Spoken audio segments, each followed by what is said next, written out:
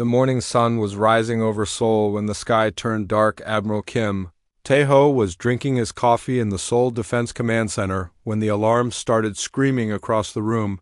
Every screen in the building flashed red and the words, "Unknown aircraft detected," appeared in bold letters. Kim Tae-ho dropped his coffee cup and ran to the main control room. Outside the windows, he could see something that made his blood freeze. A massive shadow was covering the entire city. Something huge was floating above Seoul, and it was not from Earth. Around the world, the same thing was happening. Giant alien ships appeared above every major city without any warning. The ships were so big, they blocked out the sun in places like New York, London, Tokyo, and Mumbai. People on the streets stopped walking and stared up at the sky with their mouths open. The alien ships were unlike anything humans had ever seen. They looked like floating cities made of dark metal with strange lights pulsing along their sides. Each ship was at least 20 kilometers long and 5 kilometers wide. The technology was so advanced that human radar systems could barely detect them. President Park Ji-min was in a meeting when his security team burst into the room. "Sir, we have a situation," he said. The president looked at the tablet his aide handed him and saw live footage from around the world. Alien ships were everywhere, and they were not trying to hide in the Seoul Defense Command. Admiral Kim Tae-ho was trying to contact other military bases around the world. The communication systems were working, but everyone was reporting the same thing. Massive alien ships had appeared over every major city on Earth, and they were just floating there waiting. Dr. Lee Min-seo was working in her laboratory at the Seoul Research Institute when her assistant ran in with news about the alien ships. She was one of the smartest physicists on Earth, and she had been studying theoretical alien technology for years. But she never expected to see it in real life. The alien ship stayed silent for exactly 1 hour, then something incredible happened. Holographic projections appeared in the center of every major city. The holograms were 10 meters tall and showed the image of an alien being that looked nothing like humans. The alien had 4 arms and skin that looked like dark metal. Its eyes glowed with a bright blue light, and when it spoke, the voice came from speakers that seemed to be everywhere at once. The alien spoke in perfect English and every other human language at the same time. "We are the Galactic Council," the alien said. Its voice was deep and cold, like the sound of metal scraping against stone. "We have watched your species for many years, and we have decided that you are too dangerous to exist." People around the world stopped what they were doing and listened to the alien message. Children hid behind their parents, and adults looked up at the sky with fear. The alien continued speaking, and its words made everyone realize that humanity was in serious trouble. "Your species breeds too quickly and shows too much aggression," the alien said.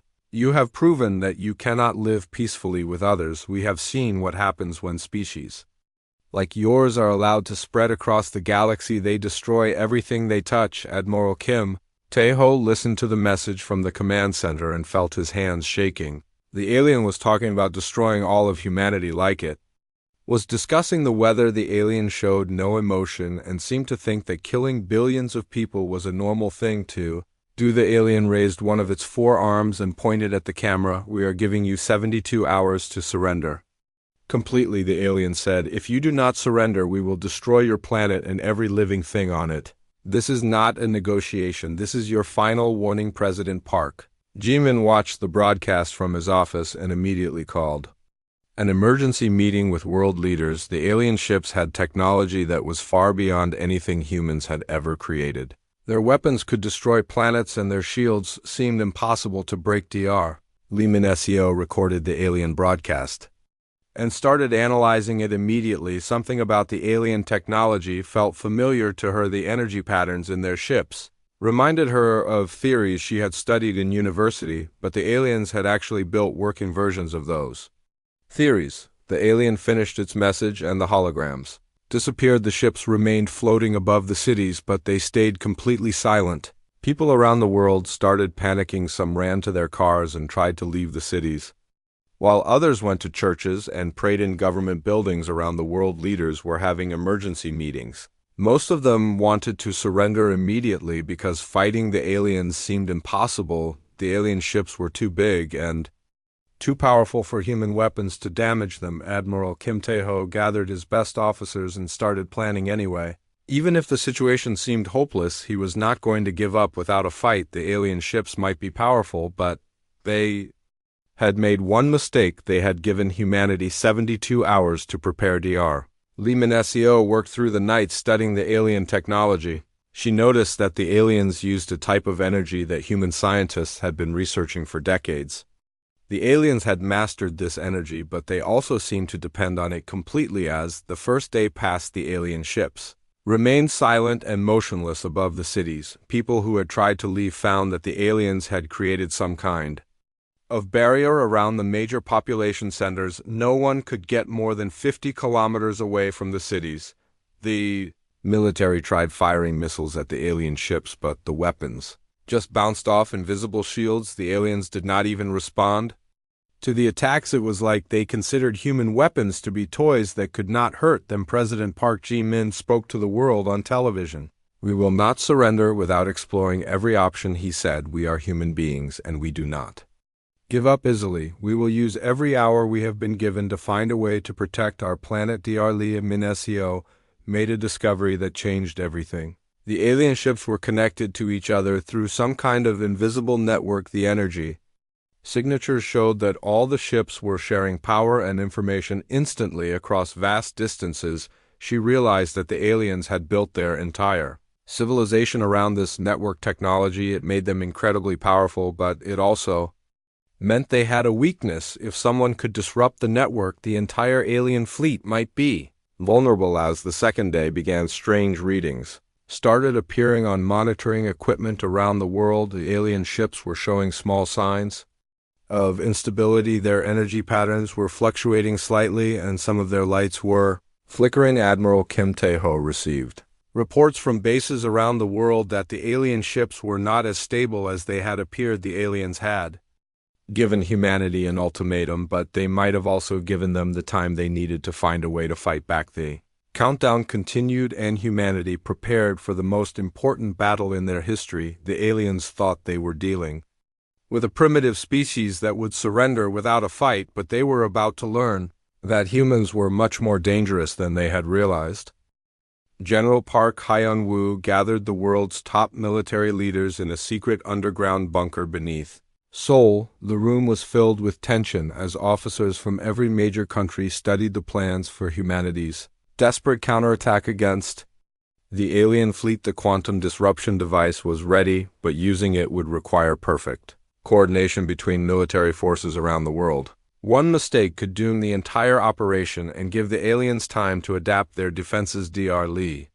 Limanesio stood at the front of the room with a large screen showing the alien ships and their energy patterns. She had dark circles under her eyes from working without sleep, but her voice was clear and determined as she explained the plan. "The device will create a cascade failure in the alien quantum network," she said, pointing to the screen. "The disruption will start with the command ship and spread to every connected vessel in their fleet within minutes. Their advanced technology will be completely disabled." But the plan was incredibly dangerous. The aliens had been monitoring Earth's communications and technology for decades. They expected humanity to either surrender quietly or fight with conventional weapons. They had no idea that humans could create a weapon specifically designed to counter their technology. The key to success was the element of surprise. The aliens believed they understood human capabilities, and they had dismissed Earth's defenses as primitive. If they discovered the quantum disruption device before it was activated, they would destroy it. Immediately, Major Kim So-young stepped forward to explain the most dangerous part of the mission. A team of Special Forces soldiers would need to infiltrate the alien command ship and plant a secondary disruption device at the heart of their network. The infiltration mission was essentially a suicide run.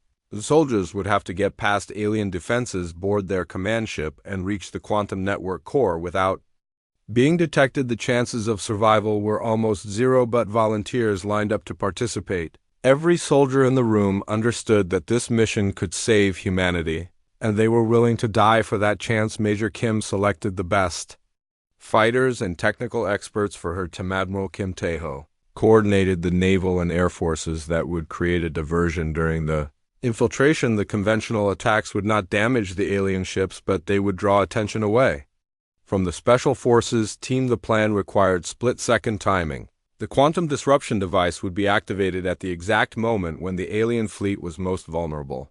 This would happen when they began their final attack on Earth, and all their ships were connected to the network. Captain Nam Yu-jin had discovered that the aliens were planning to destroy Earth's major cities simultaneously. Their ships would link together through the quantum network to coordinate the attack. This connection would make them vulnerable to disruption. President Park Ji-min addressed the world's leaders through secure communication links. The plan was risky and had never been tested, but it was humanity's only hope of survival. Every nation would need to contribute resources and personnel. The alien ultimatum was entering its final hours. The massive ships above Earth cities were charging their weapons and preparing for the extermination process. Energy readings across the solar system were reaching dangerous levels. Dr. Lee Min-seo made final adjustments to the quantum disruption device. The machine was humming with power and ready to fire, but she knew there would be no second chance. If the device failed, humanity would be defenseless against the alien attack. The Special Forces team led by Major Kim So-young prepared their equipment and reviewed their mission one final time. They would use captured alien technology to disguise their approach and hopefully reach the command ship. Undetected, General Park Hae-woo received reports from military bases around the world that conventional forces were in position. The attacks would begin at the same time as the infiltration to maximize confusion among the alien defenders. The alien leader sent another message to Earth as the final countdown began. The holographic projection appeared in city centers around the world, showing the same cold, emotionless creature that had delivered the original ultimatum. Your time is almost finished, the alien said, raising one of its forearms. The Galactic Council has been patient, but your species has chosen destruction over surrender. We will now begin the cleansing process. The alien ships began to move for the first time since their arrival. They positioned themselves directly above the largest population centers, and their weapons started glowing with deadly energy.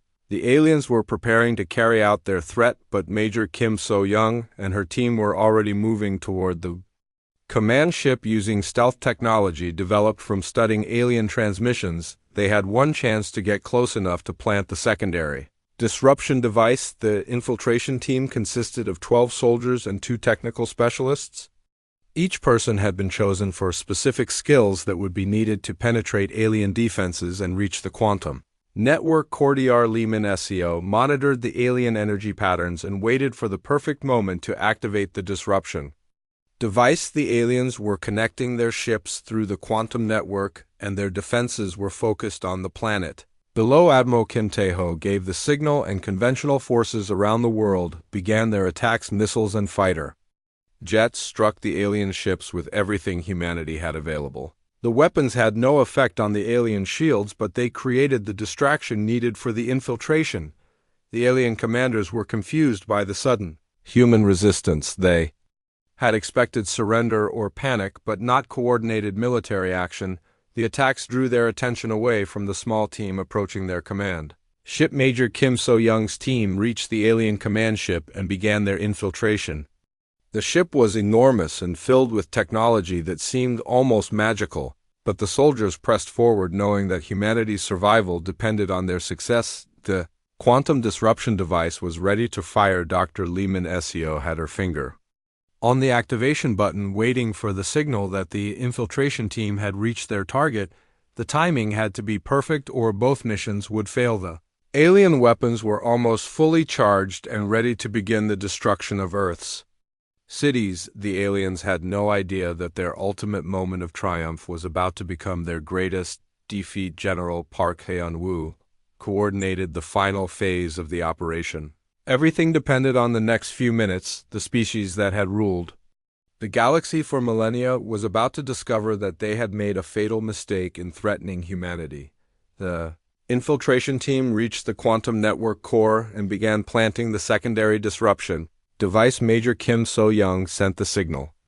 If that would change the course of galactic history, the plan was in motion and there was no turning back. Dr. Lee Min-seo had not slept for 36 hours straight. Her eyes were red and her hands were shaking from 2 Much coffee, but she could not stop working.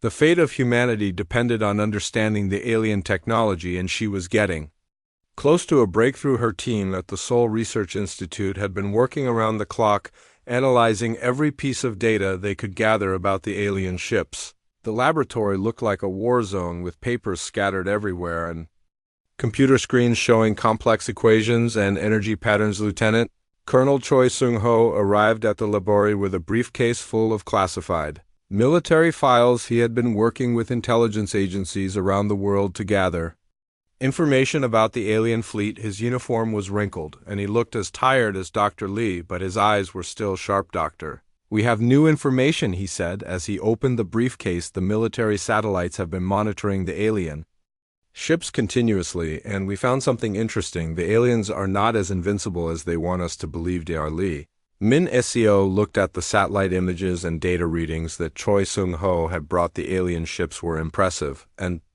their technology was far beyond anything humans had created, but there were patterns in their energy usage that revealed important details. The aliens were using a type of quantum energy that human scientists had been studying for decades but had never been able to fully control. The aliens had mastered this energy source and used it to power their ships' weapons and communication systems.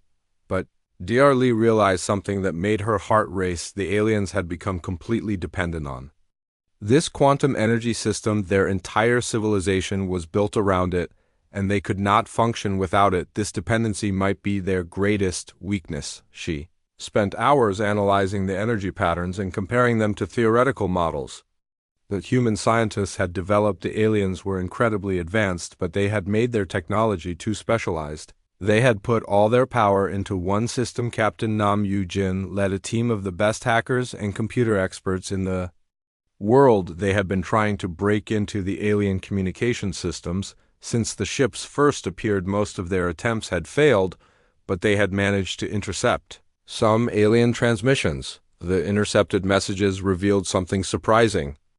The Galactic Council was not as united as they pretended to be. Several alien species within the Council disagreed with the decision to destroy Earth, but they were being forced to comply by the dominant species. Some of the alien species actually admired human creativity and wanted to study humanity instead of destroying them, but the most powerful species in the Council considered humans to be too dangerous and had convinced the others that Earth must be eliminated. Dr. Lee Min Seo realized that the alien quantum energy system worked like a giant network that connected all their ships and planets across the galaxy. This network allowed them to share information instantly and coordinate their massive empire. The network was incredibly sophisticated and allowed the aliens to control their technology from vast distances, but Dr. Lee understood that networks always have vulnerabilities. If someone could find the right frequency and signal, they might be able to disrupt the entire system. She gathered her team and explained her theory. The alien quantum network was like a spider web that connected everything in their civilization. If they could cut the web at the right point, the entire structure might collapse. The team worked frantically to build a device that could generate the specific type of quantum interference needed to disrupt the alien network. They had to use equipment from universities and research centers around the world. Building the device required combining human technology with theoretical principles that had never been tested. The team had to invent new components and create systems that had only existed in textbooks. As the third day of the ultimatum began, Dr. Lee Min Seo and her team finished building their prototype quantum disruption device. It was about the size of a refrigerator and looked like a collection of metal boxes connected by thick cables.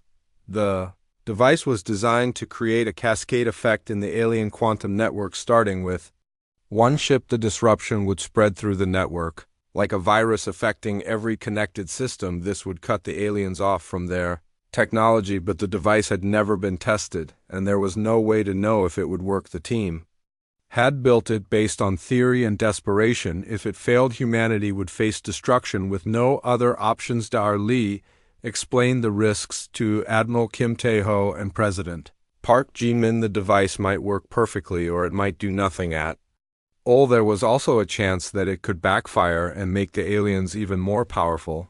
The quantum disruption device represented humanity's first real weapon against an enemy that seemed unbeatable. It was built from human ingenuity and determination, but also from the knowledge that failure meant the end of their species. Admiral Kim Tae-ho studied the device specifications and realized that using it would require perfect timing.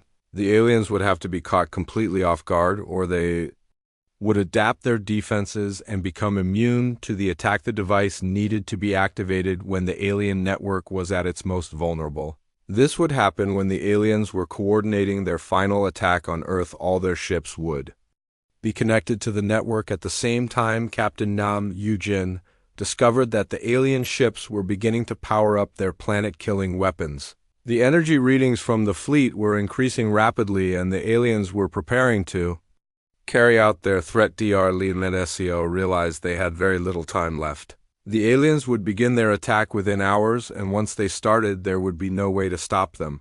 The quantum disruption device was humanity's only hope. The team made final adjustments to the device and prepared for activation. Dr. Lee felt the weight of responsibility on her shoulders. The entire human race was depending on a machine that existed only in theory until a few days ago. Lieutenant Colonel Choi Sung-ho coordinated with military bases around the world to prepare for the device activation.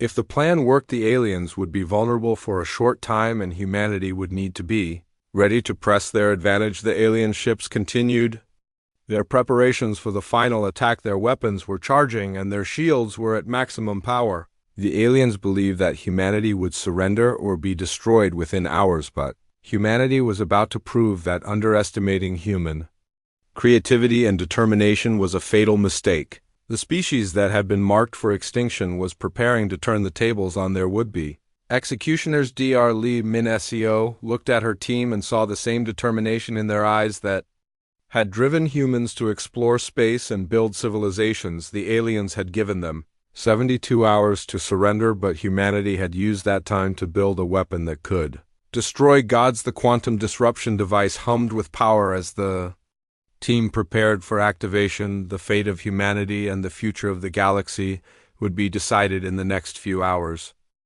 The moment Dr. Leo Min-seo pressed the activation button, the quantum disruption device sent an invisible wave of energy racing through space toward the alien fleet. The signal moved faster than light, using the same quantum pathways that connected the alien ships. Admiral Kim Tae-ho watched from the Seoul Defense Command Center as his instruments detected the energy pulse spreading through the alien network. The readings showed that the disruption was working exactly as Dr. Lee had predicted.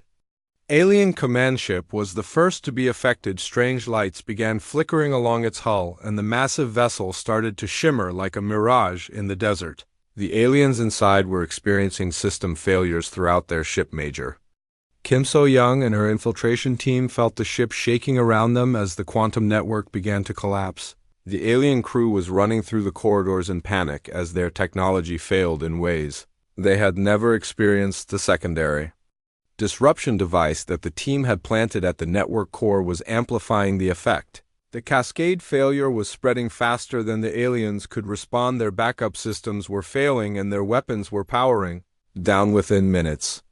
The disruption had spread to every ship in the alien fleet. The massive vessels that had threatened Earth began to flicker and fade as their quantum energy systems collapsed. The aliens were losing their connection to the network that powered their civilization. The alien leader tried to send one final message to his fleet, but his communication system failed before he could complete the transmission. The holographic projectors around Earth City sparked and went dark, leaving only empty air where the alien threats had been. Dr. Lee Min-seo watched the energy readings from the alien ships and realized that something incredible was happening. The aliens were not just losing their technology, they were disappearing entirely from normal space. The alien civilization had become so dependent on their quantum network that they existed partially within it. When the network collapsed, they were being pulled back to their home dimensions, scattered across the galaxy like leaves in a storm. Captain Nam Yoo-jin tracked the alien ships on his instruments as they began to fade from existence. The massive vessels that had seemed so solid and threatening were becoming transparent and ghostly. Their quantum signatures were becoming weaker by the Minute aliens managed to send emergency transmissions before they vanished completely. These messages were filled with panic and desperation as they realized what was happening to their fleet.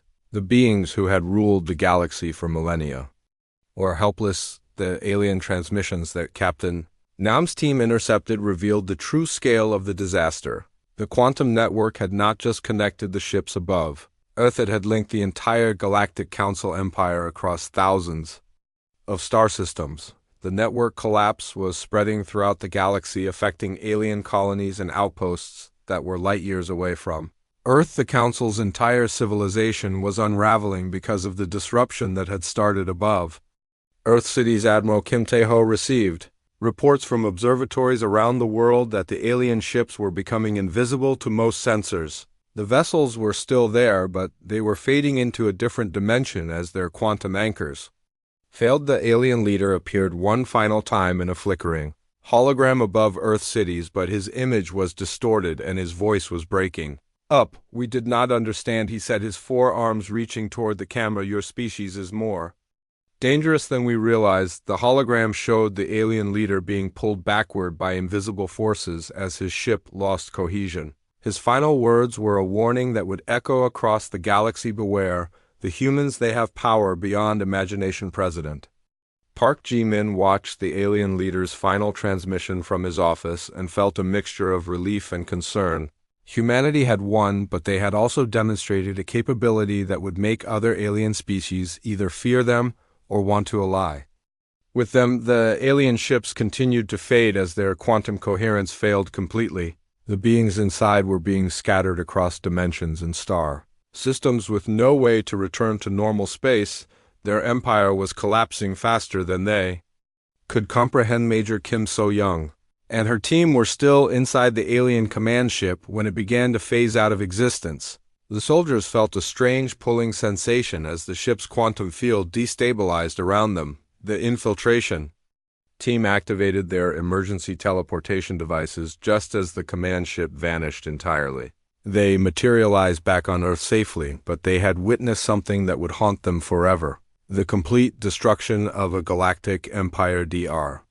Lee Minesio monitored the quantum disruption as it continued to spread through the galaxy. The effect was like a ripple in a pond, but instead of water, it was traveling through the fabric of space-time itself, affecting every quantum system it encountered within 6 hours of the device activation. The last alien ship had vanished from Earth's skies. The massive fleet that had threatened humanity was gone as if it had never existed. The quantum signatures that had been so powerful were now completely silent. The Galactic Council, which had ruled the galaxy for thousands of years, had been scattered to the winds by a species they had considered primitive and harmless. The hunters had become the hunted, and the threatened had become the victors. General Park Han-woo coordinated the worldwide military stand down as it became clear that the alien threat had been eliminated. The conventional forces that had been prepared for a hopeless battle were now celebrating an impossible victory. The alien technology that had been left behind on Earth was studied by teams of scientists, who found that most of it was now inactive without the quantum network to power it. Some components still worked, but they were far less impressive than when they had been connected to the galactic system. Captain Nam Yujin's team intercepted the final alien transmissions as the last ships vanished. These messages revealed that the aliens had never imagined that a species could develop technology specifically designed to counter their quantum network. The victory was complete, but it came with consequences that humanity was only beginning to understand. The species that had been marked for extinction had instead become the destroyers of the galaxy's most powerful empire. Other alien civilizations throughout the galaxy had felt the network collapse, and many were already sending signals toward Earth. Some wanted to understand what had happened, while others were preparing their own defenses against the humans who had accomplished the impossible. Quantum disruption device sat silent in Dr. Lee Minesio's laboratory, having completed its purpose. The machine that had saved humanity looked ordinary now, but it represented a new chapter in galactic history. The age of the Galactic Council was over, and the age of humanity had begun. The world celebrated like never before as news of the alien disappearance spread across every continent. People poured into the streets of major cities dancing and cheering beneath the empty skies where the massive alien ships had once threatened their existence. President Park Ji-min addressed the United Nations in an emergency session that was broadcast to every nation on Earth. Humanity had faced extinction and survived through courage, ingenuity, and the refusal to surrender when everything seemed hopeless. Dr. Lee Min-seo became an overnight hero with her picture on the front page of newspapers around the world. But she knew that the victory came with consequences that most people did not understand. The quantum disruption had affected far more than just the Galactic Council. The collapse of the alien quantum network had sent ripples throughout the galaxy, affecting civilizations that humanity had never heard of. Some alien species had benefited from the Council's destruction, while others had been devastated by the loss of their quantum technology. Lieutenant Colonel Choi Suho led teams of scientists and engineers to investigate the alien technology that had been left behind when the ships vanished. Some vessels had dropped physical components before disappearing, and these artifacts contained incredible scientific knowledge. The alien technology was unlike anything humans had ever created. It was based on principles that Earth scientists had only theorized about, but had never been able to implement. The artifacts could advance human civilization by hundreds of years, but studying the alien technology also revealed the true scale of what humanity had accomplished. The Galactic Council had been far more powerful than anyone had imagined. Their empire had spanned thousands of star systems and controlled entire sectors of the galaxy. The quantum network that Dr. Lee had destroyed had been the backbone of the most advanced civilization in galactic history. By eliminating it, humanity had not just saved Earth, they had changed the balance of power across the entire galaxy. Captain Nam Yu-jin coordinated the analysis of alien communications that had been intercepted during the invasion. The messages revealed that other alien species throughout the galaxy had felt the network collapse, and many were now curious about the species that had caused it. Some alien civilizations sent messages of gratitude to Earth. The Galactic Council had been oppressive rulers who had crushed rebellions and enslaved weaker species. For these aliens, humanity had become liberators who had freed them from tyranny. But other alien species were terrified of humans. The species that had seemed weak and primitive had developed a weapon that could destroy entire civilizations. With a thought, these aliens viewed humanity as either a valuable ally or a terrifying threat. General Park Hyun-woo established the Earth Defense Initiative, a global organization dedicated to preparing for future alien contact. The quantum disruption device had worked once, but other alien species would be prepared for humanity's unique approach to warfare. The Defense Initiative brought together the best military minds from every nation on Earth. They studied the alien technology and began developing new weapons and defenses based on what they had learned from the invasion. Dr. Lee Min-seo worked with international teams to understand the full implications of the quantum disruption. The effect had not been limited to the Galactic Council. It had affected quantum systems throughout the galaxy, creating opportunities and dangers that humanity needed to understand. The victory had revealed humanity's true nature to the galaxy. The species that had been dismissed as primitive had shown creativity and determination that impressed even their enemies. Human ingenuity had overcome technology that had seemed impossible to defeat. As the weeks passed, scattered messages from former Galactic Council members reached Earth through conventional communication systems. Some wanted revenge against the species that had destroyed their empire, while others sought alliance with the new galactic power. A few former council members begged for help to rebuild their shattered civilization. The quantum network had been so fundamental to their society that its destruction had left them helpless. They offered to share their knowledge in exchange for assistance. President Park Ji-min established the Galactic Relations Committee to handle contact with alien civilizations. The committee included diplomats, scientists, and military officers who would decide how humanity should respond to alien requests for help or alliance. The committee faced difficult decisions about which alien species to trust and which to consider threats. Some former council members claimed to have reformed and wanted peaceful relations, while others were clearly planning revenge attacks. Admiral Kim Tae-ho coordinated the defense of Earth's solar system as more alien vessels began to appear. The ships were not hostile, but they were scouting missions sent by civilizations that wanted to understand humanity's capabilities. The alien scouts discovered that Earth's defenses were now far more advanced than they had been during the Council invasion. Human technology had been enhanced with alien knowledge, and new weapons had been developed based on quantum disruption principles. Dr. Lee Minesio realized that the quantum disruption had created a power vacuum in the galaxy. The Council's collapse had left thousands of star systems without unified leadership, and many alien species were struggling to maintain their civilizations. Some alien civilizations had been completely dependent on the Council's quantum network for basic necessities, like communication and transportation. The network's destruction had isolated them from the rest of the galaxy and left them vulnerable to attack. Other species had been oppressed by the Council and were now free to develop their own technologies and form their own alliances. These aliens saw humanity as heroes who had given them the chance to build better societies. The galactic political situation was becoming increasingly complex as different alien species formed new alliances and conflicts.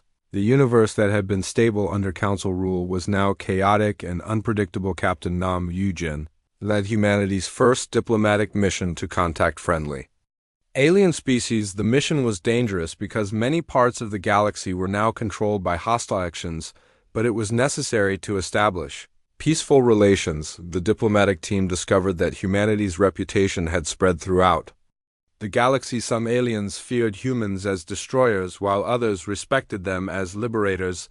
The species that had been unknown a few months ago was now one of the most famous in the galaxy. Lieutenant Colonel Choi Seung-ho established training programs to prepare human soldiers for interstellar warfare. The galaxy was becoming more dangerous as different alien factions competed for power, and Earth needed to be ready to defend itself. The quantum disruption device remained in Dr. Lee's laboratory as a reminder of humanity's greatest victory, but she knew that the technology could also be used as a weapon of mass destruction, and she worried about what would happen if it fell into the wrong hands. The device had saved humanity, but it had also made them responsible for the chaos that followed the Council's collapse. The galaxy was looking to Earth for leadership, and humans were not sure they were ready for that responsibility. As the months passed, it became clear that humanity's victory over the Galactic Council had been just the beginning of a much larger story.